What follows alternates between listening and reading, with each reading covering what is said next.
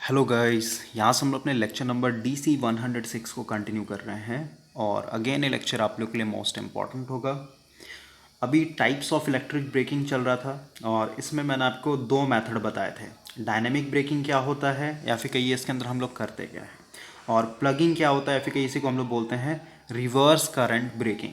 और मैंने आपको एक चीज़ और बताया था मोस्ट इम्पॉर्टेंट, कि जो हाईएस्ट ब्रेकिंग टॉर्क मिलता है वो प्लगिंग में मिलता है। और क्यों मिलता है ये भी मैंने आपको समझाया था, बिकॉज जब हम लोग आर्मेचर के टर्मिनल को रिवर्स कर रहे थे तो उस सिचुएशन में जो आपका ईएमएफ था, यानी जिसको हम लोग सीधे सीधे बैक ईएमएफ बोलते हैं, और जो आपका टर्मिनल वोल्टेज था वीटी, ये दोनों क्या हो रहा था, एक तरीके से ऐड हो जा रहा था। और इसके चलते आपका, क्योंकि वोल्टेज बहुत ज़्यादा राइज हो चुका है, और आपको पता है अगर हम लोग यहाँ पे आईए की बात करें, खासकर जब हम लोगों ने आर्मेचर टर्मिनल को एक तरीके से रिवर्स किया था, तो उस सिचुएशन में आईए क्या था, V T plus E B, यानी ये दोनों आपस में जुड़ जा रहा था डिवाइडेड बाय आर ए। अब आपको पता है अगर वोल्टेज एक तरीके से यहाँ पे ट्वाइस हो गया, डबल हो गया, तो आर्मेचर करंट भी आपका क्या होगा, बहुत ज़्यादा लार्ज हो जाएगा। ठीक है, तो यहाँ पे ये मोटर एक तरीके से जल सकता था, तो इस आईए को हम लोग को लिमिट करना था। तो लिमिट करने के लिए हम लोगों ने एक्स्ट्रा जो है आर्मेचर के सीरीज में रजिस्टर ऐड किया था। ठीक है, लेकिन फिर भी यहाँ पे करंट आपका क्या है, लार्ज होगा, क्योंकि वोल्टेज आपका लार्ज है यहाँ पे, जिसके चलते आपका जो यहाँ पे ब्रेकिंग टॉर्क मिलेगा ये बहुत ज़्यादा हाई मिलेगा। और इसको ब्रेकिंग टॉर्क क्यों बोल रहे थे हम लोग वहाँ पे, बिकॉज जब फर्स्ट केस हम लोग एनालाइज कर रहे थे, जहाँ पे हम लोग इसको एज अ मोटर की तरह यूज़ कर रहे थे, तो हम लोगों ने माना था भाई कि ये अभी मान लेते हैं मोटर आपका क्लॉकवाइज डायरेक्शन में घूम रहा है, और अगर आपका क्लॉकवाइज डायरेक्शन में घूम रहा है, यानी स्पीड जो है मोटर का वो क्लॉकवाइज डायरेक्शन में है, तो सीधी सी बात है जो इलेक्ट्रोमैग्नेटिक टॉर्क जनरेट हो रहा होगा शाफ्ट पे, वो भी आपका क्या होगा, एक तरीके से क्लॉकवाइज डायरेक्शन में होगा, राइट। लेकिन क्योंकि अब मेरे को मोटर को यहाँ पे स्टॉप करना है, यानी एक तरीके से स्लो डाउन करना है, तो सीधी सी बात है जो इलेक्ट्रोमैग्नेटिक टॉर्क है ना भाई, इसको क्या करना होगा, जस्ट मतलब अपोजिट करना पड़ेगा, यानी इसको एक तरीके से एंटी क्लॉकवाइज में लाना होगा। और हम लोग को पता है एंटी क्लॉकवाइज लाने का मतलब क्या है, कि हम लोग को आर्मेचर के टर्मिनल को रिवर्स करना होगा, कहिए फील्ड के टर्मिनल को रिवर्स करना पड़ेगा, राइट। तो फील्ड के टर्मिनल को हम लोग कभी भी रिवर्स नहीं करेंगे, बिकॉज फील्ड में क्या होता है, एक तरीके से इंडक्टेंस होता है। तो सीधी सी बात है भाई, इंडक्टेंस में पता है इंडक्टेंस का प्रॉपर्टी है कि अगर आप फील्ड को एक तरीके से चेंज कीजिएगा ना, यानी इसका पॉलिटी चेंज कीजिएगा, तो कभी भी इंस्टेंट करंट वहाँ पे चेंज नहीं होने देगा। ठीक है, इसलिए हम लोग आर्मेचर को चेंज करना ज़्यादा प्रेफर करते हैं। तो आर्मेचर को जब हम लोगों ने चेंज किया तो हमारा वीटी और ईबी क्या हो गया, एक तरीके से यहाँ पे एडअप हो गया, बिकॉज डायरेक्शन तो चेंज नहीं होगा ना भाई, डायरेक्शन तो वही रह गया। ओके, तो इसके चलते आपका एक तरीके से वोल्टेज एडअप हो गया, दोनों वोल्टेज एडअप होकर के यहाँ पे जो करंट मिलेगा लार्ज मिलेगा, क्योंकि अब आपको पता है जो आपका ब्रेकिंग टॉर्क होगा ये डायरेक्टली प्रोपोर्शनल होगा आईए के ऊपर, आईए लार्ज, तो आपका यहाँ पे ब्रेकिंग टॉर्क में बहुत ज़्यादा लार्ज मिल रहा था। तो ये मैंने थोड़ा सा आपको यहाँ पे समराइज़ करवाया। अब हम लोग रीजेनरेटिव ब्रेकिंग के ऊपर बात करेंगे, और रीजेनरेटिव ब्रेकिंग भाई मोस्ट इंपॉर्टेंट है, खासकर आज के करंट सिचुएशन में या फिर कहिए आने वाले फ्यूचर में भी, बिकॉज अभी जो जनरेशन है, बिकॉज अभी बहुत ज़्यादा एक तरीके से पॉल्यूशन हो रहा है हमारे अर्थ पे बोलिए, या फिर कहीं जो भी हम लोग का एटमॉस्फेयर वो बहुत ज़्यादा एक तरीके से प्रदूषित हो रहा है। तो इससे बचने के लिए हम लोग क्या कर रहे हैं, एक तरीके से पूरा का पूरा जो हम लोग का व्हीकल सिस्टम है, जैसे कार हो गया, बाइक हो गया, ठीक है, लोकोमोटिव हो गया, उसको हम लोग क्या कर रहे हैं, एक तरीके से इलेक्ट्रिकल मतलब इलेक्ट्रीफाइड कर रहा है भाई। ठीक है, जैसे आपका ई रिक्शा चलने लगा है हर एक शहर में, या फिर कहीं अभी इलेक्ट्रिक बाइक आने लगा है, इलेक्ट्रिक स्कूटी आने लगा है, यहाँ तक कि आपका जो टेस्ला कार होता है जो कि इलेक्ट्रिक कार है। ठीक है, तो आने वाले जनरेशन में आपका पूरा का पूरा जो है व्हीकल सिस्टम कहाँ चला जाएगा, इलेक्ट्रीफाइड हो जाएगा। ठीक है, तो उस सिचुएशन में हम लोग रीजेनरेटिव ब्रेकिंग बहुत ज़्यादा यूज़ करेंगे, और आज के डेट में भी आपका यूज़ होता है। ओके, टेस्ला कार जितना भी है सब में आपका ये रीजेनरेटिव ब्रेकिंग यूज़ होता है। तो इसको हम लोग आज बहुत अच्छे से समझेंगे, बिकॉज बहुत लोग को यहाँ पे दिक्कत होता है इस कॉन्सेप्ट को समझने में। तो रीजेनरेटिव ब्रेकिंग है क्या, इसके ऊपर पहले हम लोग बात करेंगे। और लास्ट में ये तीनों जो मेथड मैंने आपको बताया ना, इन तीनों मेथड को मैं कंपेयर करूंगा, और कंपेयर करने से हम लोग को ये पता चल जाएगा किस में क्या क्या एडवांटेज मिलता है और किस में क्या क्या हम लोग का एक तरीके से डिसएडवांटेज है। ओके, तो अभी बुक को हम लोग थोड़ा सा यहाँ पे साइड करेंगे। नाम से पता चल रहा है रीजेनरेटिव। रीजेनरेटिव का मतलब क्या है भाई, देखिए अभी जो हम लोगों ने दो मेथड पढ़ा ना, फर्स्ट मेथड था आपका एक तरीके से प्लगिंग, राइट, और दूसरा मेथड था आपका यहाँ पे रियोस्टेटिक ब्रेकिंग। ओके, तो इन दोनों में क्या था, सबसे पहले देखिए तो रियोस्टेटिक ब्रेकिंग में हम लोगों ने कुछ नहीं किया था, जो मोटर था ना उस मोटर को हम लोगों ने सप्लाई से डिस्कनेक्ट कर दिया था, और क्योंकि मोटर का शाफ्ट अभी भी घूम रहा है बिकॉज इसमें आपका मास के चलते इनर्शिया स्टोर्ड है, यानी एक तरीके से कहिए काइनेटिक एनर्जी स्टोर्ड है। तो ये काइनेटिक एनर्जी को स्टॉप करने के लिए, क्योंकि अभी ये मोटर जो है एज अ जनरेटर की तरह वर्क कर रहा था, हम लोगों ने क्या किया था, लोड के रूप में यहाँ पे रेजिस्टेंस लगाया हुआ था, राइट। और आपको पता है कि अगर हम लोग जनरेटर की बात करें तो जनरेटर में क्या होता है, आपका इनपुट मैकेनिकल एनर्जी होता है। तो मैकेनिकल एनर्जी कहाँ से मिल रहा था, क्योंकि इनर्शिया है, तो इनर्शिया के चलते आपका जो है मोटर का शाफ्ट अभी भी क्या हो रहा है, एक तरीके से रोटेट हो रहा है। तो यहाँ पे आपका जो मैकेनिकल पावर है, ठीक है, इसको पी कर लेते हैं, मैकेनिकल पावर ये कहाँ से मिल रहा है, मोमेंटम या फिर कहीं इनर्शिया के चलते आपका यहाँ पे अवेलेबल है। अब इसको मेरे को क्या करना है एक तरीके से, क्योंकि मेरे को गाड़ी को रोकना है, ऐसा मतलब क्या, इसको एक तरीके से खत्म करना होगा। तो इसको ईजिली खत्म करने के लिए उन्होंने क्या किया, यहाँ पे लोड लगाया, ठीक है। आपको पता है जनरेटर के अंदर क्या होगा, दो टॉर्क होगा, एक आपका मैकेनिकल टॉर्क और एक आपका इलेक्ट्रिकल टॉर्क। तो जनरेटर में क्या होता है, दोनों एक दूसरे को अपोज करता है, ठीक है।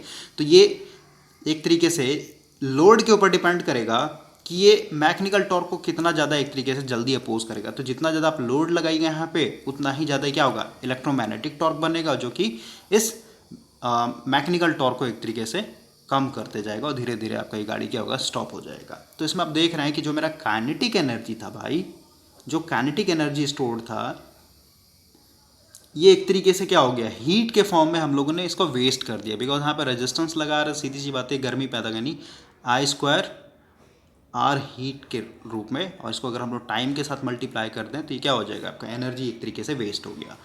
वही अगर हम लोग प्लगिंग की बात करें तो प्लगिंग में भी एक तरीके से एनर्जी ही वेस्ट हो रहा है।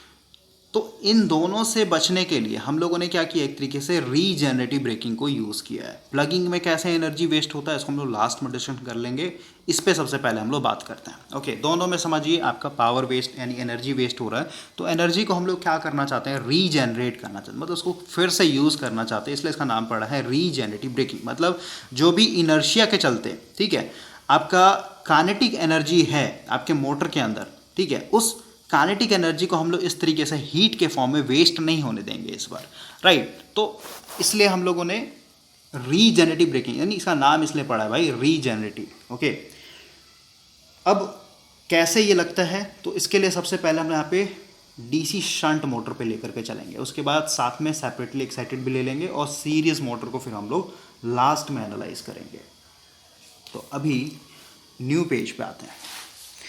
देखिए, केस 1 में मैंने आपको ऑलरेडी बता दिया कि हम लोग का एक मोटर है, ठीक है, और मोटर जो है एक तरीके से मान लेते हैं, लोकोमोटिव का एग्जांपल लेते हैं। ऐसे शंट मोटर तो लोकोमोटिव में यूज़ नहीं होता, लेकिन फिर भी समझिए अभी एक लोकोमोटिव है जिसमें हम लोगों ने डीसी शंट मोटर को लगाया हुआ और अभी एज अ मोटर की तरह काम कर रहा है, ठीक है, और इसने एक तरीके से स्पीड मेंटेन किया हुआ है 1000 आरपीएम पे, ठीक है, और ये एक तरीके से चल रहा है। लेकिन मान लेता है मेरे को यहाँ पे इस गाड़ी को स्लो डाउन करना है भाई, ठीक है। अब गाड़ी को स्लो डाउन करना है, इसका मतलब क्या हुआ, आपको यहाँ पे जो टॉर्क मिल रहा है इलेक्ट्रोमैग्नेटिक टॉर्क, इसको क्या करना होगा, रिवर्स करना हो। तो फर्स्ट केस में हम लोग मान लेते हैं ये मेरा एक तरीके से आर्मेचर हो गया, ब्रश हो गया, ये आपका आर्मेचर रेजिस्टेंस हो गया, ये आपका फील्ड वाइंडिंग, फील्ड के चलते रेजिस्टेंस, और ये एक तरीके से इसका शाफ्ट है। अभी इस शाफ्ट का मान लेते हैं डायरेक्शन जो है क्लॉकवाइज है, ठीक है, यहाँ पे लिख देते हैं क्लॉकवाइज डायरेक्शन में घूम रहा है। सीधी सी बात है, डायरेक्शन अगर क्लॉकवाइज में है तो आपका जो इलेक्ट्रोमैग्नेटिक टॉर्क होगा ये भी एक तरीके से क्या होगा, क्लॉकवाइज डायरेक्शन में ही होगा, राइट।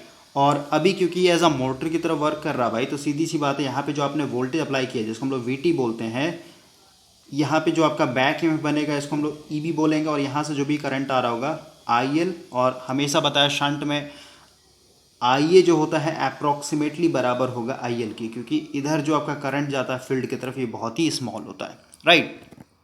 तो अभी सबसे पहले अगर हम लोग ईएमएफ केवीएल इक्वेशन लगाएं यहाँ पे, तो केवीएल क्या हो जाएगा, वीटी इक्वल टू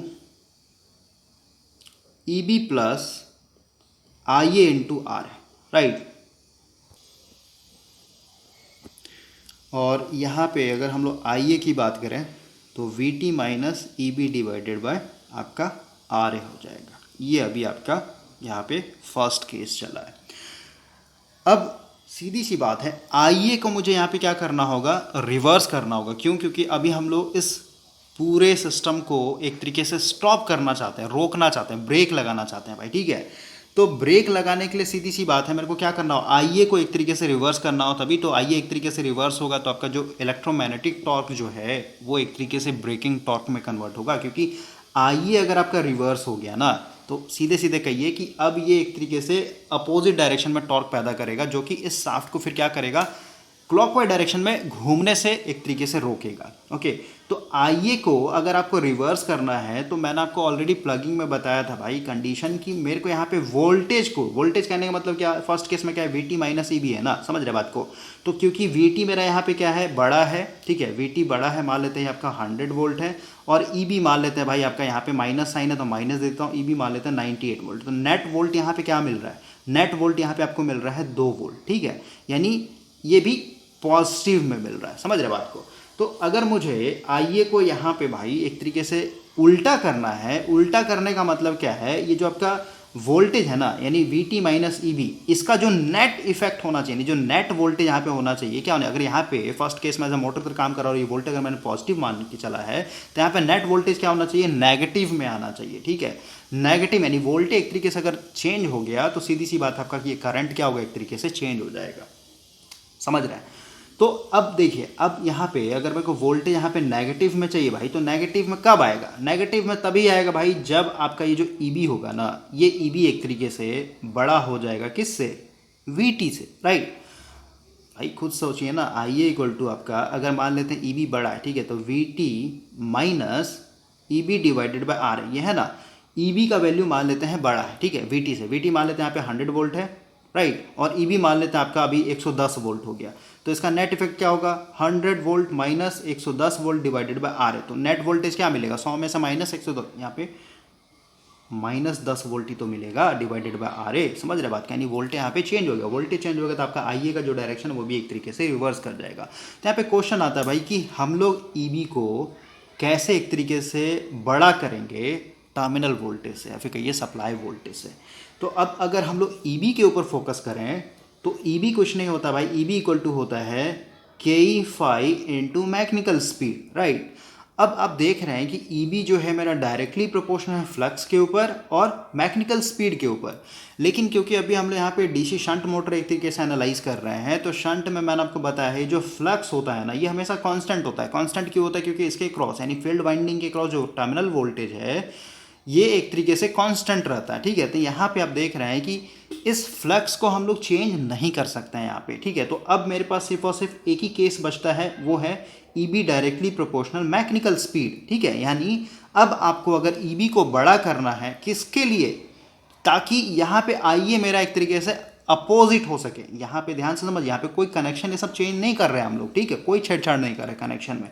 हम लोग बस यहाँ पे ईबी को भाई बड़ा करना चाहते हैं वीटी से, ठीक है। और ईबी को बड़ा करने का मतलब है खासकर शंट मोटर के लिए कि मेरे को यहाँ पे स्पीड को बढ़ाना होगा। स्पीड अगर मैं बढ़ा दूंगा तो ईबी भी मेरा एक तरीके से बढ़ जाएगा, राइट। तो अब स्पीड कैसे बढ़ेगा ये सोचने वाली बात है। तो इसके लिए हम लोग एक बेस्ट एग्जाम्पल लेते हैं।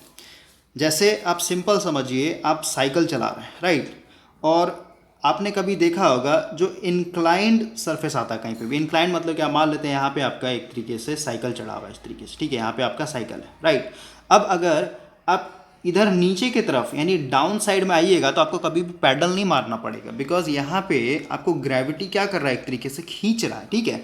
तो अगर आप यहाँ से लुढ़कते हुए आएंगे बिना पैडल मारे हुए, फिर भी आपका जो स्पीड होगा ना वो बहुत अच्छा खासा इंक्रीज हो जाता है, राइट। तो यही सेम चीज़ आपके लोकोमोटिव में भी होता है। कभी कभी आप देखिएगा भाई, सिंपल सा, जैसे आप मान लेते हैं किसी भी रेलवे स्टेशन को क्रॉस कर रहे हैं, ठीक है। तो रेलवे स्टेशन को जब आप क्रॉस कीजिएगा, जहाँ पे लिखा होता है, जैसे मान लेते हैं यहाँ पे लिखा हुआ पटना जंक्शन, राइट, तो यहाँ पे कहीं साइड में कॉर्नर में आपका यहाँ पे हाइट मेंशन किया हुआ रहता है। हाइट मेंशन कहने का मतलब क्या, सी लेवल से जो भी इस पर्टिकुलर लोकेशन का हाइट है। देखिए, अगर आप इस सिंपल मैप को देखें, ये पूरा का पूरा आपके ग्लोब को दिखाया गया यहाँ पे, राइट। तो सी लेवल क्या होता है भाई समझिए। अगर आप इस तरीके से ओशियन को देखेंगे ना, सबसे पहले एक एनालॉगस लेते हैं। जैसे मान लेते हैं आपके पास एक बाल्टी है, ठीक है, इस तरीके से इमेजिन कीजिए ये आपके पास एक बाल्टी है और बाल्टी में आपने इतना दूर पानी भरा हुआ है, ठीक है, और इस बाल्टी में आपने क्या किया है, अलग अलग साइज़ का, जैसे मान लेते हैं एक 5 रुपये का बॉल आता है प्लास्टिक का, ठीक है, एक आपका 10 रुपये का आता है प्लास्टिक का बॉल, एक मान लेते हैं आपके पास 20 रुपये वाला प्लास्टिक बॉल है, और हम लोग यहाँ पे इमेजिन कर रहे हैं कि ये जो भी बॉल है ना, इसका साइज़ कुछ इतना है, 10 रुपये वाला बॉल का साइज़ कुछ इतना है, 20 रुपये वाले बॉल का साइज़ जो है कुछ इतना है, और सब ये प्लास्टिक का है। ये तीनों बॉल को मैंने क्या किया है, इसके अंदर डाल दिया है, ठीक है, बकेट के अंदर डाल दिया। ये मान लेते 5 रुपये वाला बॉल है, ये मान लेते हैं आपका 10 रुपये वाला बॉल है, और ये मान लेते हैं आपका 20 रुपये वाला बॉल है, ठीक है। तो क्योंकि ये जो पानी आपने भरा है ना, ये पानी का हर जगह जो हाइट होगा, ये देख रहे हैं पानी का बॉटम से अगर आप देखें तो हर जगह हाइट क्या है, बराबर है ना भाई, समझ रहे हैं? ओके, तो सी लेवल से, ठीक है, इसको समझिए, ये आपका समंदर का लेवल है, ठीक है, ये वाला, तो सी लेवल से हम लोग देखते हैं कि मेरा ये बॉल कितने हाइट पे है, ठीक है, कितने हाइट पे उठा हुआ है, समझ रहे हैं? जैसे अगर हम लोग प्रैक्टिकल लाइफ में जाएं तो सी लेवल से आपका नापा जाता है कि कोई पठार का मतलब प्लेट्यू कितने हाइट पे है, मतलब कितना ऊंचा उठा हुआ है। कोई पहाड़ जैसे माउंटेन, जैसे हिमालय की बात करें तो हिमालय का हाइट कहाँ से नापा जाता है, इस समंदर वाले लेवल से नापा जाता है, ठीक है। ओके, उसी तरीके से कोई मान लेते हैं छोटा मोटा कोई भी लोकेशन है, ठीक है, तो हर एक चीज़ का जो हाइट है ना भाई, ये हाइट जो है समंदर का जो ये सरफेस होता है ना, इससे नापा जाता है, ठीक है। तो जैसे मान लो तो पूरा का पूरा समंदर है, ठीक है, ये समंदर का हर जगह लेवल जो होगा बराबर होगा, इस पॉइंट पे भी लेवल बराबर, क्योंकि पानी है ना भाई, पानी तो पूरा का पूरा लेवल बराबर होगा ना। बाल्टी का मैंने एग्जाम्पल दिया उसी के लिए, ठीक है। तो इस समंदर के सरफेस लेवल से हम लोग नापते हैं, जैसे यहाँ पे दिखाया गया ना एंडीज माउंटेन, ठीक है, यहाँ पे देख रहे हैं साउथ अफ्रीका में पूरा का पूरा एंडीज माउंटेन है, ठीक है। तो ओशियन के सरफेस लेवल से किसका कितना ज़्यादा हाइट है, ठीक है, जैसे यहाँ पे आप देखेंगे, यहाँ पे आपका हिमालय है, ठीक है, तो ये इसका 88-48 जो हाइट है, ये हम लोग कहाँ से नापते हैं, ये सी लेवल से नापा जाता है, ठीक है। तो यही है कि जब भी आप कोई रेलवे स्टेशन को क्रॉस करते हैं तो यहाँ पे जो आपका इस तरीके से नेम प्लेट डाला रहता है कि ये पटना जंक्शन क्रॉस हो रहा है, ठीक है, तो इसके साइड में आपका यहाँ पे हाइट भी मेंशन किया हुआ रहता है कि ओशन लेवल से या फिर समंदर के लेवल से हाइट से ये कितना ऊंचे पे ये पूरा पूरा जंक्शन बसा हुआ है, फिर ये पटना शहर बसा हुआ है। ऐसा इसलिए बताया जाता है क्योंकि जैसे आप सिंपल समझिए, ये भी आप तो साइकिल चला रहे हैं, ठीक है, तो साइकिल चला रहे हैं तो आपको पता है कि अगर आप इतने तीखे ढलान से नीचे की तरफ उतरिएगा तो आपका स्पीड जो होगा ऑटोमेटिक क्या होगा, ग्रेविटी के चलते बहुत ज़्यादा तेज़ी से हो जाएगा। तो सीधी सी बात है भाई, अगर आप डायरेक्ट यहाँ से उतर जाते हैं नीचे बिना कोई ब्रेक ये सब लगाए तो सीधी सी बात है आपका स्पीड बढ़ जाएगा, तो आपका हो सकता है एक्सीडेंट हो जाए नीचे में, साइकिल अनबैलेंस हो जाए, फिर कई बाइक अनबैलेंस हो जाए। इसका मतलब क्या हुआ, जब भी आप इस इंक्लाइंड सरफेस से नीचे की तरफ गिरेंगे तो आपको कुछ ना कुछ ब्रेक हल्का सा अप्लाई करके नीचे धीरे धीरे, मतलब एक स्टडी स्टेट में नीचे आना होगा, ठीक है, समझ रहे बात को, मतलब हल्का सा ब्रेक दे करके ही आइएगा ना, क्योंकि ब्रेक नहीं अप्लाई कीजिएगा तो आपका स्पीड हो सकता है आउट ऑफ कंट्रोल हो जाए और आपका एक तरीके से एक्सीडेंट हो जाए, राइट। तो ये तो एक बहुत ही छोटा सा मैंने एग्जांपल लिया साइकिल का, लेकिन आप देख रहे हैं लोकोमोटिव जो होता है इसमें क्या होता है, इसका खुद का वेट बहुत ही ज़्यादा बल्क है, मतलब बहुत ज़्यादा हैवी होता है, और मान लेता है ये मालगाड़ी है एक तरीके से, ठीक है, तो इसमें कोयला ये सब लदा हुआ होगा, तो सोचिए कितना लंबा मालगाड़ी होता है और उसमें एक तरीके से और ज़्यादा कोयले का वेट है। तो अगर मान लेते हैं ये कुछ इस तरीके का इंक्लाइंड सरफेस है, ठीक है, और इधर से आपका मालगाड़ी जो है नीचे की तरफ आ रहा है, राइट, तो आप देख रहे हैं भाई कि ये पूरा का पूरा समझिए इस तरीके का मालगाड़ी, ठीक है, और इसको इधर की तरफ आना है, ठीक है, ये इस तरीके से उतर रहा है। तो और ऐसा इंक्लाइंड सरफेस हमेशा मिलेगा इसको, बिकॉज जो आपका धरातल है ना, जिसको हम लोग सरफेस बोलते हैं, ठीक है, लिथोस्फेयर, वो हर जगह बराबर नहीं है, प्लेन सरफेस नहीं है, ठीक है। तो अगर आपको ज्योग्राफी पता होगा अच्छे से तो आप ये सब समझ रहे होंगे। तो अगर इसको इधर नीचे की तरफ आना है भाई, तो सीधी सी बात है इसको कुछ ना कुछ ब्रेक अप्लाई करते हुए आना होगा, समझ रहे बात को। यानी ब्रेक अप्लाई करने का मतलब क्या है कि सबसे पहले तो ग्रेविटी, ठीक है, इसको क्या कर रहा होगा, एक तरीके से एक्सेलरेट कर रहा होगा, मतलब इसका स्पीड बढ़ा रहा होगा, ठीक है। लेकिन पता है कि ये एक इंक्लाइंड सरफेस से नीचे उतर रहा है, तो इसको कुछ ना कुछ ब्रेक अप्लाई करना होगा ताकि ये जो स्पीड है इस पर्टिकुलर गाड़ी का, ये एक कांस्टेंट रफ्तार पे चले और ये कभी भी अनबैलेंस होकर के ट्रैक से नीचे ना उतर जाए। तो इस सिचुएशन में आप देख रहे हैं कि जो स्पीड होगा इस लोकोमोटिव का, जिसको हम लोग सीधे सीधे ईबी, देखिए हम लोग का मकसद यहाँ पे क्या था, ईबी को एक तरीके से बढ़ाना, और ईबी को बढ़ाने का मतलब क्या है, शंट मोटर के लिए कि हम लोग को स्पीड बढ़ाना होगा। तो स्पीड कब बढ़ेगा, जब हम लोग का कुछ ऐसा सरफेस मिलेगा, ठीक है, जहाँ पे गाड़ी नीचे की तरफ आ रहा हो, ठीक है, इसको हम लोग सीधे सीधा हॉलिंग लोड बोलते हैं भाई, ठीक है, HAULING, ठीक है, हॉलिंग लोड मतलब कोई भी गाड़ी अगर एक तरीके से इंक्लाइंड सरफेस से उतर रहा है तो समझिए ऑटोमेटिक इसका स्पीड क्या होगा, बढ़ जाएगा। स्पीड बढ़ने का मतलब क्या है, जैसे मान लेते हैं इसका जो रेटेड आरपीएम था ये 1000 आरपीएम था, ठीक है।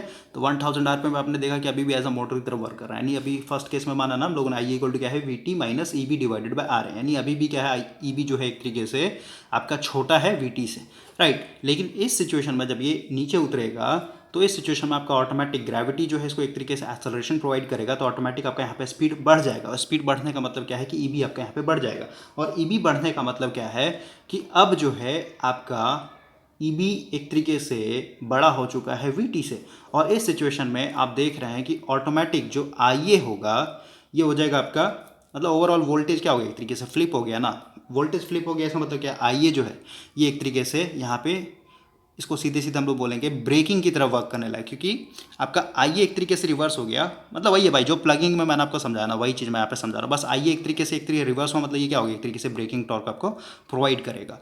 लेकिन अब यहाँ पे क्वेश्चन आता है, बताइए ये जो बढ़ा हुआ स्पीड है, मान लेते हैं अभी जो स्पीड है इस पर्टिकुलर सिचुएशन में ये एक तरीके से 1000 आरपीएम से कहाँ पहुँच गया, 1100 आरपीएम पे पहुँचा हुआ। लेकिन आप बताइए कि ये जो 1100 आरपीएम है कभी भी कांस्टेंट मेंटेन रहेगा क्या, नहीं रहेगा, समझ रहे बात को, क्योंकि ये इंक्लाइंड सरफेस कुछ देर तक ही न रहेगा, समझ रहे। इसका मतलब क्या हुआ कि रीजेनरेटिव ब्रेकिंग जो होता है भाई ये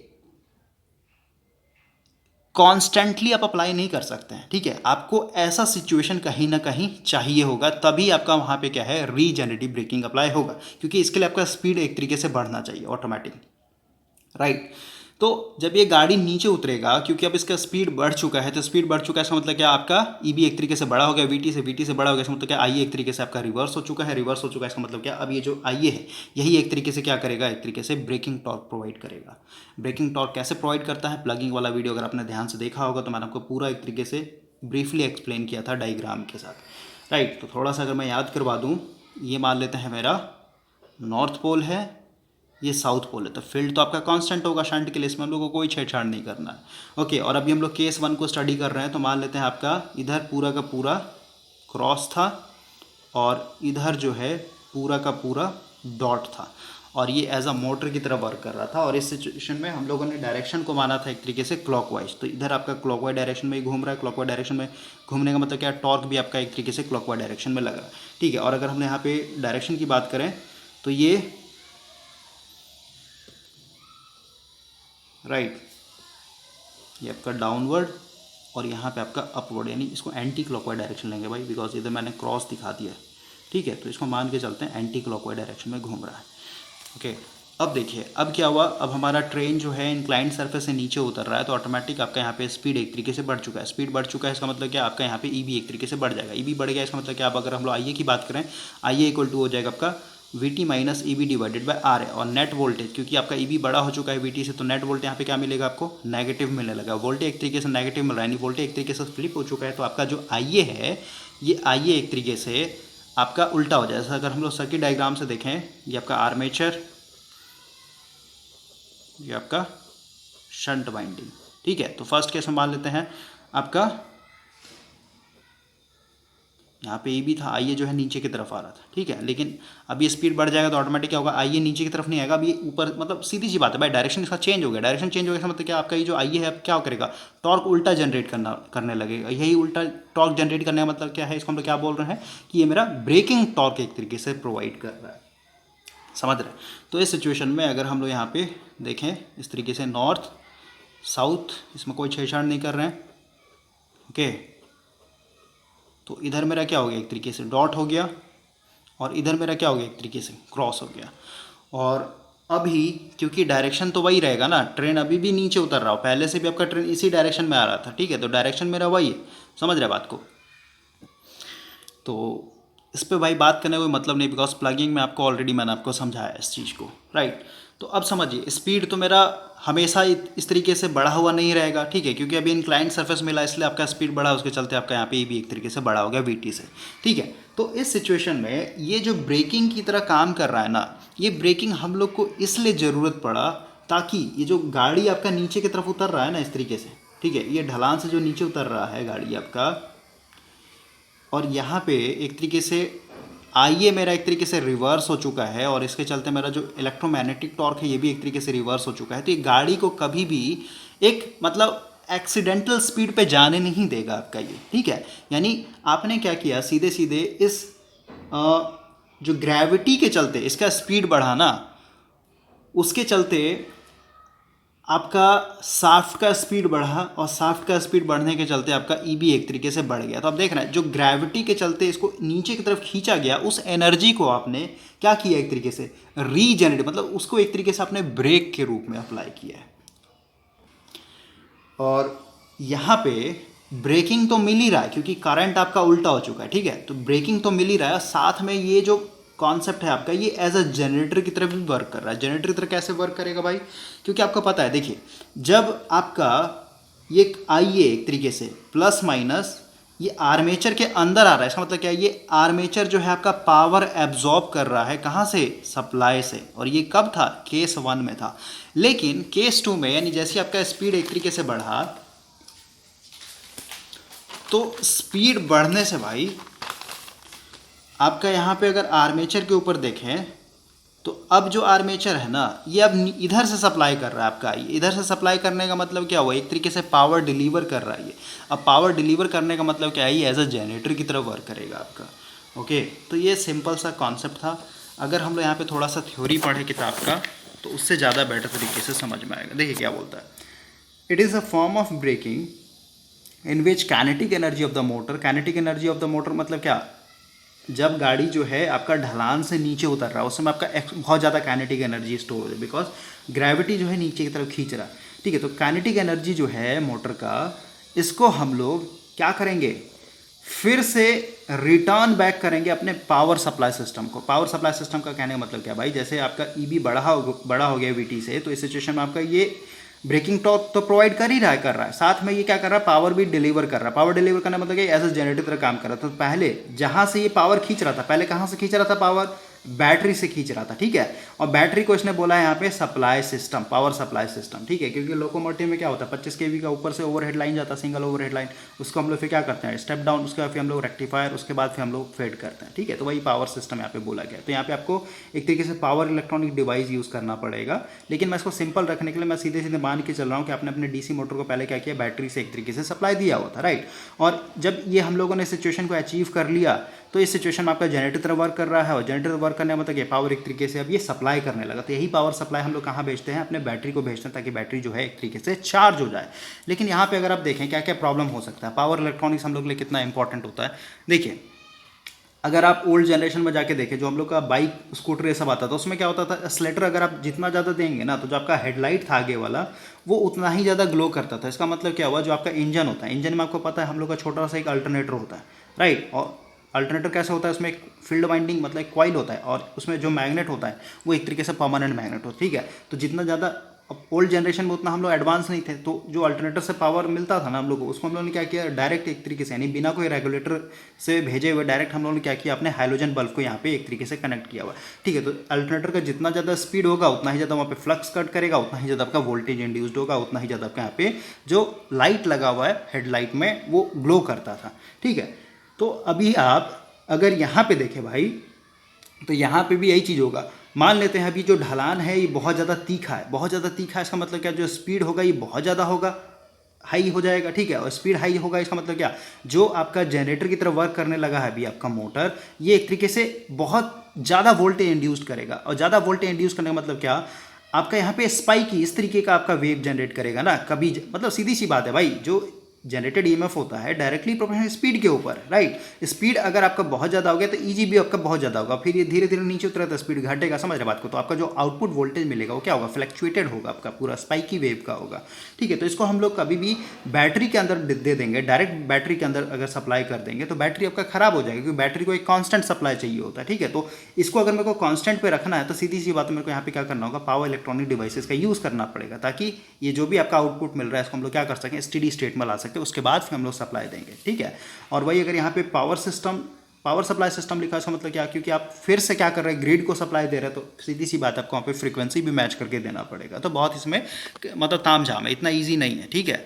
लेकिन हम लोग यहाँ पे बस समझ रहे हैं कि रीजेनरेटिव ब्रेकिंग क्या होता है। ओके, यानी ब्रेकिंग भी मिल रहा है और साथ में आपका ये एक तरीके से बिजली भी जनरेट कर दे रहा है। तो वही लिखा हुआ कि हम लोग का यहाँ पे जो काइनेटिक एनर्जी है, इस काइनेटिक एनर्जी को हम लोग वेस्ट नहीं करते हैं, इसको सीधे सीधे क्या करते हैं हम लोग, फिर से पावर सप्लाई सिस्टम को रिटर्न कर देते हैं, बिकॉज यहाँ पे आपका जनरेटर की तरह वर्क कर रहा है। This type of braking is possible when the driven load forces the motor to run at a higher speed. देखिए, ड्रिवन लोड का मतलब क्या होता है, अभी जो मैंने बताया ना, मालगाड़ी जो है आपका, इस मालगाड़ी के ऊपर बहुत ज़्यादा एक तरीके से लोड डाला हुआ, मान लेते हैं कोल डाला हुआ, ठीक है, कोयला ऐसा भरा हुआ है इसमें पूरा का पूरा, ठीक है।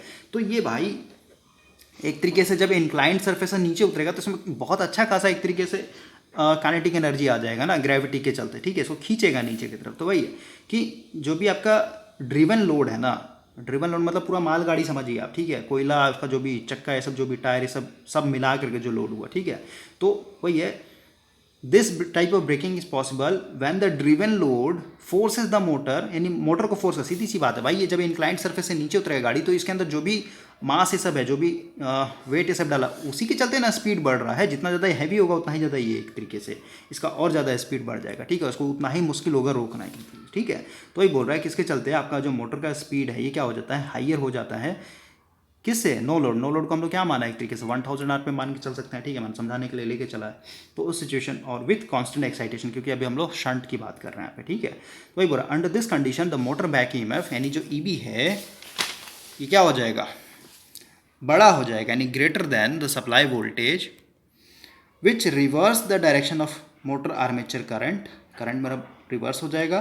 The machine now begin to operate as a generator, generator work करेगा और एनर्जी जो है आपका यहाँ पे जनरेट करने लगेगा। और सीधी सी बात आई है, एक तरीके से आपका रिवर्स हो गया भाई, तो यहाँ पे आपको ब्रेकिंग टॉर्क भी मिलेगा, ठीक है। तो यहाँ पे दो चीज़ हो रहा है, ब्रेकिंग टॉर्क तो मिल ही रहा है, साथ में भी जनरेटर की तरफ भी वर्क कर रहा है। ओके, और जनरेटर की तरफ वर्क करने का मतलब ही है कि यहाँ पे आपका क्या है, एक तरीके से करंट रिवर्स हो चुका है, ओके, क्योंकि अब ये सोर्स को सप्लाई करने लग रहा है। तो ये बोला, रीजेनरेटिव ब्रेकिंग जो है can also be carried out up to very low speed. अब देखिए यहाँ पे ये जो हम लोगों ने केस पढ़ा भाई, डीसी शंट मोटर के केस में हम लोग के पास जो ईबी था, इसी को ना बड़ा करना था मेरे को। तो ईबी आपको पता है फ्लक्स पे तो बढ़ेगा नहीं डीसी शंट मोटर केस में, क्योंकि ये हमेशा कांस्टेंट रहता है। अगर हम लोग फील्ड फ्लक्स की बात करें शंट मोटर के लिए, क्या होता है, वीटी डिवाइडेड बाय, फिर कहीं जो वीएफ डिवाइडेड बाय आपका क्या होगा, आरएफ होगा। तो वीएफ क्या है आपका, जो वोल्ट आपका बैटरी का टर्मिनल का है, वही वोल्टेज ना आपका फील्ड के पास आता था, तो कांस्टेंट है, आरएफ आपका कांस्टेंट, तो इसको कैसे बढ़ा पाइएगा, पॉसिबल ही नहीं है। ओके, तो यहाँ पे शंट के केस में हम लोग के पास सिर्फ और सिर्फ एक ही पैरामीटर था कि आप अपने मैकेनिकल स्पीड को बढ़ा दें। तो मैकेनिकल स्पीड कब बढ़ेगा, जब आपका गाड़ी इंक्लाइंड सरफेस से होकर गुजरेगा। लेकिन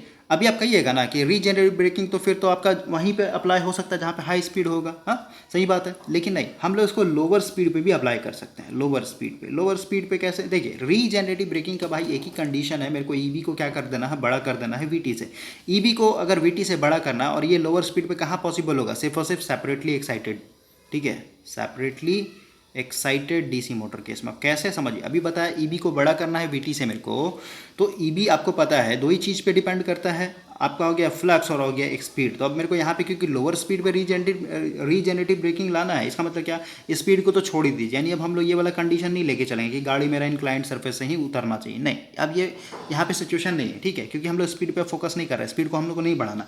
अब बचा क्या, अब बचा भाई हम लोग के पास ईबी डायरेक्टली प्रोपोर्शनल फ्लक्स, यानी फ्लक्स को हम लोग अब कैसे बढ़ाएंगे, क्योंकि अब यहाँ पे सेपरेटली एक्साइटेड की बात हो रही है यहाँ पे भाई। तो सेपरेटली एक्साइटेड में अगर आप देखें तो ये जो फील्ड वाइंडिंग होता है ये एक तरीके से अलग सोर्स से कनेक्टेड होता है, राइट। अब आपको पता है इसको वेरी करना है, यहाँ पे फ्लक्स को एक तरीके से वेरी करना बहुत ईजी है, ठीक है। फ्लक्स को कैसे बढ़ाएंगे, सीधी सी बात है, यहाँ पे आता हो आपका जो वीटी है इसको बढ़ा दीजिए, या फिर कहीं यहाँ पे हम लोग रेजिस्टेंस लगा करके भी क्या कर सकते हैं, फील्ड करंट को वेरी कर सकते हैं। लेकिन यहाँ पे ध्यान रखना है कि ये जो फील्ड फ्लक्स जो है ना, मतलब ये जो कोर है भाई, सोलेनॉइड बोलेंगे सीधे सीधे, ये सोलेनॉइड जो है सैचुरेशन रीजन में नहीं जाना चाहिए। ओके, तो इस चीज़ का आपको ध्यान रखना है। तो फ्लक्स आप बढ़ा देंगे तो ईबी आपका बढ़ जाएगा, ईबी आपका बढ़ जाएगा, भले ही आपका स्पीड कितना भी स्लो क्यों ना रहे, ठीक है, क्योंकि स्पीड सब कोई लेना देना नहीं है हम लोग को, ठीक है। तो फ्लक्स बढ़ाएंगे, ईबी बढ़ जाएगा, ईबी अगर आपका बढ़ गया ग्रेटर देन वीटी, तो यहाँ पे आपका आईए एक तरीके से रिवर्स हो जाएगा। आईए रिवर्स हो गया, इसका मतलब क्या, आपको यहाँ पे ब्रेकिंग टॉर्क मिलने लगेगा और गाड़ी आपका स्लो डाउन हो जाएगा। लेकिन यहाँ पे एक चीज़ बताइए तो मुझे, क्या आप गाड़ी को स्टॉप कर सकते हैं क्या, एकदम जीरो पे ला के रख सकते हैं क्या गाड़ी को? नहीं पॉसिबल है भाई, किसी भी ब्रेकिंग में पॉसिबल ही नहीं है। इसका मतलब क्या हुआ, इलेक्ट्रिक ब्रेकिंग जो है आपका गाड़ी को सिर्फ स्लो डाउन कर सकता है, कभी भी उसको स्टैंड स्टिल पे होल्ड किए हुए नहीं रख सकता। जैसे मान लेते हैं इंक्लाइंड सर्फेस है इस तरीके से, ठीक है। अब इंक्लाइंड सर्फेस पे सोचिएगा मेरा एक तरीके से रेल गाड़ी है, इसको मैं ऐसे होल्ड करके रखूँ, किसके सहारे, तो इलेक्ट्रिक ब्रेकिंग के सहारे, पॉसिबल ही नहीं है, ठीक है। इसीलिए हम लोग को यहाँ पे क्या चाहिए, इलेक्ट्रिक ब्रेकिंग साथ साथ में आपको मैकेनिकल ब्रेकिंग भी यूज़ करना पड़ता है। इसलिए आप देखिएगा जो आपके यहाँ पे टायर होते हैं, यहाँ पे हम लोग क्या करते हैं, ब्रेक पैड लगाए हुए रहते हैं, ठीक है। तो बस यहाँ पे यही है इलेक्ट्रिक ब्रेकिंग का यूज़, कि हम लोगों ने काइनेटिक एनर्जी को वेस्ट नहीं होने दिया। उसको क्या किया, एक तरीके से उस सिचुएशन में हम लोग दिमाग लगाए, ईबी को कैसे भी बड़ा कर दिया। ईबी को बड़ा करने का ऑलरेडी बताया, स्पीड को बढ़ा दीजिए, तो इसका तो कंडीशन है तभी बढ़ेगा जब इंक्लाइंड सरफेस होगा। तो अब बचा क्या मेरे पास, फ्लक्स। तो फ्लक्स बढ़ाने का मतलब है कि आपका वीटी बढ़ जाएगा, वीटी से ईबी बढ़ जाएगा वीटी से, और यहाँ पे आपका रीजेनरेटिव ब्रेकिंग कंडीशन आता है, वही लिखा हुआ है। Regenerative braking can also be carried out up to very low speed, यानी लो स्पीड पे भी इसको कर सकते हैं, if the motor is connected as a separately excited generator, यानी इसको हम लोग सेपरेटली। अब हो रहा सीधी सी बात है भाई, अभी बता ना, the excitation is increased as the speed is reduced, ठीक है। देखिए लोअर स्पीड पे, स्पीड से तो कोई लेना देना नहीं है, स्पीड आपका लो हो गया, ठीक है। तो सीधी सी बात है, मेरे को ये भी बढ़ा, तो भाई एक्साइटेशन को ही ना बढ़ाएंगे, समझ रहे हैं। तो एक्साइटेशन को बढ़ाइएगा, तो वही यहाँ पे फॉर्मूला लिखा है, ये भी आपका किस पे डिपेंड करे, तो पूरा ओपन करके लिखा हुआ फ्लक्स पे और आपका यहाँ पे स्पीड पे, ठीक है। तो स्पीड आपका स्लो है, इसको हम लोग को छेड़छाड़ नहीं करना, बचा क्या, सिर्फ और सिर्फ फ्लक्स। तो फ्लक्स को बढ़ाएंगे एक्साइटेशन बढ़ा करके, ठीक है। तो यहाँ पे आपका जो KVL लगा करके हम लोग लिखते हैं V बराबर EB minus IA into R है, ठीक है। तो सिचुएशन में IA का देखेंगे तो IA इक्वल टू यहाँ पे क्या हो जाएगा, वही है VT minus EB divided bye R है। यहाँ पे EB आपका बड़ा हो गया VT से, तो ऑटोमेटिक आपका करंट क्या होगा, वो हो जाएगा। बस यहाँ पे ध्यान रखना है कि सैचुरेशन रीजन में आपका इन ना हो, इतना भी एक्साइटेशन नहीं देना है कि सैचुरेट हो जाए हम लोग का कोर, तो इस चीज़ का आपको ध्यान देना है। ओके, तो आई होप कि आपको ये चीज़ समझ में आएगा। अब आगे बोलता है regeneration is possible with a shunt and separately excited, दोनों बता दिया, बहुत ईजी है। शंट में क्या था कि स्पीड बढ़ाना है, सेपरेटली में क्या है कि आपका एक तरीके से स्पीड भी आप बढ़ा सकते हैं, लेकिन भाई अब वैसा इंक्लाइंड सरफेस होगा तभी तो स्पीड बढ़ेगा, ये भी तो सोचने वाली बात है ना। ओके, तो हम लोग यहाँ पे सेपरेटली एक्साइटेड में फील्ड फ्लक्स को वेरी करेंगे ताकि हम लोग लोअर स्पीड पे भी रीजनरेटिव ब्रेकिंग को पॉसिबल कर सकें, ठीक है। तो शंट और separately excited and with compound motor with weak series compound, सीधी सी बात, कंपाउंडिंग में भी वही होगा भाई। देखिए कंपाउंड मोटर की बात करें अगर, थोड़ा सा हम लोग न्यू पेज पाएंगे,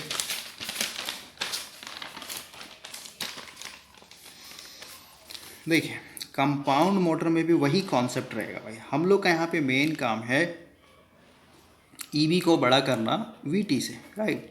तो अब यहाँ पे ईबी आपका डायरेक्टली प्रोपोर्शनल स्पीड पे, तो स्पीड पे तो भाई सिंपल देख रहा है, स्पीड अगर आपका नो लोड से ज़्यादा बढ़ गया, क्योंकि अब यहाँ पे इस तरीके से इंक्लाइंड सरफेस से गाड़ी उतर रहते हैं यहाँ पे, तो आपको ये कंडीशन ईजिली अचीव हो जाएगा, ठीक है। मेन यहाँ पे आपका ईबी को फ्लक्स के हिसाब से कैसे बढ़ाएं, तो आपको पता है कंपाउंड में अब ये भी डिपेंड करता है कौन सा कम्युलेटिव है, डिफरेंशियली है, समझ रहे बात को। तो उसमें भी कौन सा मोटर चल रहा है, तो अब क्योंकि कंपाउंड है तो इसमें आपका सीरीज फील्ड भी बनेगा और आपका शंट फील्ड भी बनेगा। अगर ये कम्युलेटिव है तो दोनों ऐड हो जाएगा, और वही अगर आपका यहाँ पे एक तरीके डिफरेंशियल है तो एक तरीके से आपका माइनस हो जाएगा। तो वही है, कंपाउंडिंग में भी पॉसिबल है विथ वीक सीरीज कंपाउंडिंग, ठीक है। वीक सीरीज कंपाउंडिंग, अब ये किसके बारे में बोल रहे हैं यहाँ पे डिटेल में एक्सप्लेन नहीं किया, तो कंपाउंडिंग पे हम लोग बाद में बात करेंगे, अभी बस हम लोग समझ रहे हैं, बेस डाल रहे हैं कि रीजनरेटिव ब्रेकिंग होता है। अगला बोलता है regenerative braking is use specially where more frequent braking और slowing of drive is required, ठीक है। सीधी सी बात है, यहाँ पे क्या लिखा, बार बार जहाँ पे हम लोग को ब्रेक लगाना हो, ब्रेक लाना मतलब जीरो पे स्पीड नहीं लाना, स्लो कर देना ड्राइव को। स्लो करने का मतलब जैसे बताया ना, ये यहाँ से जब गाड़ी नीचे उतर रहा है भाई, तो नीचे उतरते समय इसको स्लो स्पीड करना है मेरे को, ठीक है। तो अब हम यहाँ पे मैकेनिकल ब्रेक नहीं यूज़ करेंगे, क्योंकि मैकेनिकल ब्रेक में बहुत ज़्यादा खर्चा है, आपका ब्रेक पैड ये सब घिस जाएगा, ठीक है। और आपने देखा होगा ये जो टायर होता है ना, इस पर जब आप ब्रेक अप्लाई कीजिएगा तो इसके बीच में बहुत ज़्यादा चिंगारी निकलता है, ठीक है। यानी आपका जो ब्रेक्स हो ये जलता है, क्यों, क्योंकि जब आप लगाते तो पूरा हीट पैदा करता है यहाँ पे, ठीक है। तो ब्रेक पैड तो घिसता ही घिसता है, साथ में जो टायर होता है ट्रेन का जो कि लोहे का बना वो भी आपका घिस जाता है, ठीक है। तो हम लोग को बहुत ज़्यादा लॉस है। तो ऐसे सिचुएशन में अगर आपको यहाँ पे नीचे उतरना है, और क्योंकि आपको नीचे उतरना तो स्लो डाउन करके आना होगा स्पीड को, तो इस सिचुएशन में हम लोग क्या करेंगे, रीजनरेटिव ब्रेकिंग यूज़ करते हैं। ओके, क्योंकि रीजनरेटिव ब्रेकिंग क्या है, इलेक्ट्रिक ब्रेकिंग, और इलेक्ट्रिक ब्रेकिंग में कोई भी आपका क्या हो रहा है, मैकेनिकल डैमेज नहीं हो रहा है। यहाँ पे ब्रेक पैड नहीं घिसेगा, टायर नहीं घिसेगा, समझ रहे हैं। आपका जो काइनेटिक एनर्जी है वो वेस्ट नहीं हो रहा, आप काइनेटिक एनर्जी को क्या कर रहे हैं एक तरीके से इलेक्ट्रिकल एनर्जी में कन्वर्ट कर दे रहे हैं, राइट। तो वही है कि हम लोग यहाँ पे स्लो डाउन करने के लिए यूज़ करते हैं, और इसी को हम लोग बोलते हैं हॉलिंग लोड भाई, ठीक है। हॉलिंग लोड, आप गूगल पे हॉलिंग लोड लिखिएगा, हॉलिंग लोड, और अब देखिएगा वहाँ पे ट्रक का फोटो आ जाएगा, ठीक है, और इमेजेस करके मारिएगा आप सर्च, ठीक है। तो वहाँ पे देखिएगा ट्रक का फोटो आएगा, और ट्रक को एक तरीके से दिखाएगा इंक्लाइंड सरफेस से नीचे आते हुए, ठीक है। ये मान लेते हैं इंक्लाइंड सरफेस कुछ इस तरीके का, ये नीचे आ रहा है एक तरीके से, ठीक है। तो यहाँ पे क्योंकि गाड़ी का ऑटोमेटिक ग्रेविटी के चलते स्पीड बढ़ जाएगा, तो यहाँ पे मेरे को क्योंकि ब्रेक अप्लाई करना होगा, यानी स्लो डाउन करके नीचे लाना है, क्योंकि भाई ट्रक ये सब बहुत हैवी होता है, मालगाड़ी ये सब बहुत हैवी होता है, ठीक है। अगर आप इसको स्लो करके नहीं लाएगा तो इसका स्पीड आउट ऑफ कंट्रोल हो जाएगा, ठीक है। गाड़ी तुरंत एक तरीके का डी ट्रैक हो जाएगा, पलट जाएगा गाड़ी, ठीक है ना। तो वही सब लिखा हुआ भाई, ठीक है। बोला it is most useful in holding a descending load. बोले ना, डिसेंडिंग का मतलब क्या होता है, डिसेंडिंग का मतलब गाड़ी जो है कहीं ढलान से नीचे की तरफ उतर रहा है, ठीक है। तो वही लिखा हुआ, it is most useful in holding a descending load of high potential energy at a constant speed. सीधी सी बात है भाई, डिसेंडिंग लोड मतलब क्या है, नीचे उतरना, गाड़ी जो है आपका एक ढलाव से नीचे उतर रहा है, राइट। और इसको क्योंकि धीरे धीरे लाना है, यहाँ पे लाइन पढ़िए, होल्डिंग और डिसेंडिंग। होल्डिंग का मतलब सीधे सीधे जीरो पे लाके होल्ड नहीं कर देना, होल्डिंग का मतलब होता है धीरे धीरे धीरे धीरे कांस्टेंट स्पीड पे नीचे लेकर के आना, ये मतलब हुआ यहाँ पे। ओके, क्यों, क्योंकि यहाँ पे भाई पोटेंशियल, देखिए पोटेंशियल एनर्जी क्या होता है, मान लेते हैं आपका बॉल है, ठीक है, ये अभी ज़मीन पे पड़ा हुआ है इस तरीके से ज़मीन पे। अब इसको क्या किया आपने, उठा करके, मान लेते ये रैक है, इस रैक पे आपको रखना, सीधी सी बात है, इसको उठाने में क्या करना होगा, फोर्स लगाना होगा, ठीक है, फोर्स लगाना होगा। और फोर्स लगाने के साथ साथ इसका डिस्प्लेसमेंट हुआ कि नहीं, तो फोर्स इंटू डिस्प्लेसमेंट क्या होता है आपका, वर्क डन होता है, ठीक है। यानी इसका मतलब उठा करके यहाँ पे रखिएगा भाई, तो सीधी सी बात है, इसमें कुछ ना कुछ आपका जो वर्क किया वो क्या हो गया, एक तरीके से पोटेंशियल एनर्जी में स्टोर हो गया, ठीक है। और यही पोटेंशियल एनर्जी क्या है, मतलब कोई भी चीज़ अगर हाइट पे है ना, उसमें पोटेंशियल एनर्जी होता है, सिंपल, ठीक है। तो ये गाड़ी आपका एक इतनी हाइट से नीचे उतर रहा है, तो सीधी सी बात में पोटेंशियल एनर्जी अच्छा खासा स्टोर्ड है, ठीक है। तो जब ये नीचे आएगा तो सीधी सी बात हो, पोटेंशियल एनर्जी क्या होगा, काइनेटिक एनर्जी के रूप में कन्वर्ट होगा, ठीक है, जिसके चलते आपका ये गाड़ी का स्पीड एक तरीके से बहुत ज़्यादा हो जाएगा। तो इसको धीरे धीरे लाने के लिए हम लोग यूज़ कर रहे हैं यहाँ पे रीजनरेटिव ब्रेकिंग, ओके।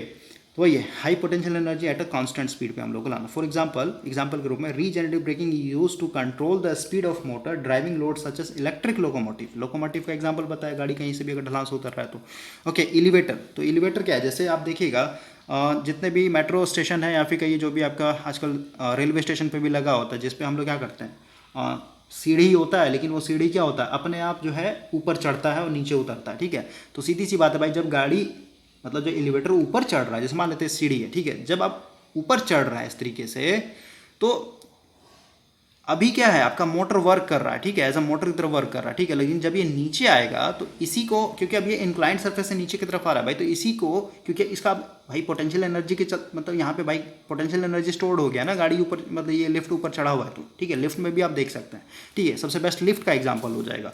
जब लिफ्ट ऊपर चढ़ रहा है तो वहाँ पे मोटर काम कर रहा है, मतलब आपका जो डीसी मशीन है एज अ मोटर की तरह वर्क कर रहा है। लेकिन वही जब ये नीचे खींच रहा है, गिर रहा है, मतलब नीचे जब ला रहा है, सीधी सी बात है भाई, नीचे लाने का मतलब क्या, अगर आप ब्रेक नहीं लगा के आप नीचे छोड़ दीजिएगा ऐसे, तो ग्रेविटी इसको इतना तेजी से खींच लेगा कि आपका पूरा पूरा एक्सीडेंट हो जाएगा वहाँ पे, ठीक है। तो लिफ्ट को जब नीचे की तरफ लाना है हम लोग को, तो वहाँ पे हम लोग क्या कर रहे हैं, एक तरीके से ब्रेक लगाना हो, तो उस ब्रेक को मतलब वहाँ पे हम लोग मैकेनिकल ब्रेक ना लगा करके वहाँ पे हम लोग रीजनरेटिव ब्रेकिंग लगाते हैं, ठीक है। एलिवेटर वही है, एलिवेटर में भी समझ सकते हैं, जो आपका जो भी मेट्रो स्टेशन सब पर लगा होता है, जब एलिवेटर ऊपर चढ़ गया तो जब नीचे आ रहा था, सीधी बात नीचे क्या हो रहा है, एक ग्रेविटी उसको नीचे आने दे रहा है ना, ठीक है। तो उस सिचुएशन में आप उसको एज अ जनरेटर तरह यूज़ करके ब्रेक लगा सकते हैं। क्रेन में भी वही है, जैसे अब देखिएगा जितना भी बंदरगाह होता है, सी पोर्ट जिसको बोलते हैं, वहाँ पे आपका क्या होता है, बहुत हैवी कंटेनर होता है इस तरीके का, इसमें बहुत सारा सामान भरा होता है। अब इसको क्या कर रहा है, एक तरीके से उठा करके मान लेता है, आपको शिप में एक तरीके से लादना है, ठीक है, फिर ये शिप से अनलोड करना है। तो भाई जब क्रेन इसको ऊपर उठा रहा है, तो ऊपर उठाएगा तो इसका मतलब क्या है, ये एज अ मोटर की तरह वर्क करेगा। लेकिन जब ये नीचे आएगा ना, जब इसको नीचे हम लोग रखेंगे, तो नीचे रखने का मतलब ऐसा थोड़ा ना कि एक बार उठा ली तो डायरेक्ट यहाँ पर पटक देंगे ला करके, ये टूट जाएगा आपका, ठीक है। इसको नीचे लाने का मतलब कि इसको धीरे धीरे लेकर के आना पड़ता है। धीरे धीरे लेकर के आने का मतलब क्या है कि आपको यहाँ पे ब्रेकिंग यूज़ करना पड़ेगा, और उस सिचुएशन में हम लोग रीजनरेटिव ब्रेकिंग यूज़ करेंगे, ठीक है। वाइल डिसेंडिंग द लोड, वही है डिसेंडिंग मतलब नीचे उतारना, ठीक है। While descending the load in this operation act as a prime mover, मतलब वही है, जब आप लोड को नीचे गिरा रहे हैं तो आपका ये जो काइनेटिक एनर्जी है भाई, हाइट पे उठ गया ना आपका, तो वो काइनेटिक एनर्जी क्या है, एक प्राइम मूवर का काम कर रहा है, ठीक है। तो ये सब ऑलरेडी बता दिया, वही सब लिखा हुआ है। आगे पढ़ता है motor act as a generator, यानी इस सिचुएशन मोटर जनरेटर द्रव करेगा। The generator power is thus return to the supply, return कर देते हैं। और रिटर्न करने से पहले बीच में बताया पावर इलेक्ट्रॉनिक्स आपको डालना पड़ेगा, बिकॉज अगर आप बैटरी में डाल रहे हैं तो सीधी सी बात है आपका बैटरी कभी भी स्पाइकी वेव, यानी जो भी आपका इस तरीके का जो आपका वोल्टेज है उसको कभी भी एक्सेप्ट नहीं करेगा, वहाँ पे बैटरी आपका ख़राब हो जाएगा। कांस्टेंट पावर सप्लाई चाहिए बैटरी को, तो उसको हम लोग क्या करना पड़ेगा, एक तरीके से फिल्टर आउट करना पड़ेगा पावर इलेक्ट्रॉनिक्स का सहारा लेकर के। बोल रहा है the return power is available for other device. सीधी सी बात है, अब जो भी आपने बैटरी को चार्ज किया है रीजनरेटिव ब्रेकिंग के सहारे, तो उसको आप अदर डिवाइसेस में यूज़ कर सकते हैं। जैसे आप कोच की बात करें, लोकोमोटिव कोच की, तो वहाँ पे क्या होता है, एसी चल रहा है, ठीक है, आपका बल्ब चल रहा है, फ़ैन चल रहा है, बहुत कुछ होता है आपका, आप फ़ोन चार्ज कर रहे हैं, ठीक है, तो वो सब आप डिवाइस को ऑपरेट कर सकते हैं। Regenerative braking can not be used for stopping the motor, लिख दिया है, स्टॉप नहीं करते हैं। ये क्या है, डिसेंडिंग लोड से, यानी कभी हाइट से आप नीचे आ रहे हैं तो उस सिचुएशन में आपको ये एक ब्रेक प्रोवाइड करता है, ताकि आप गाड़ी को होल्ड किए हुए, मतलब कांस्टेंट स्पीड पे होल्ड किए हुए, क्योंकि स्लो स्पीड पे होल्ड किए हुए नीचे लेकर के आ सकें। Okay, it is used for controlling the speed above the no load speed of the motor driving descending load. अब हम लोग आगे पढ़ते हैं। द नेसेसरी कंडीशन क्या है, तो वही है बैक ईएमएफ जो होना चाहिए बड़ा होना चाहिए सप्लाई वोल्टेज से, ताकि आर्मेचर करंट रिवर्स हो जाए और जो आपका मोड ऑफ ऑपरेशन है डीसी मशीन का, यानी मोटरिंग से ये कहाँ जाए, जनरेटिंग में आ जाए। तो ये था भाई।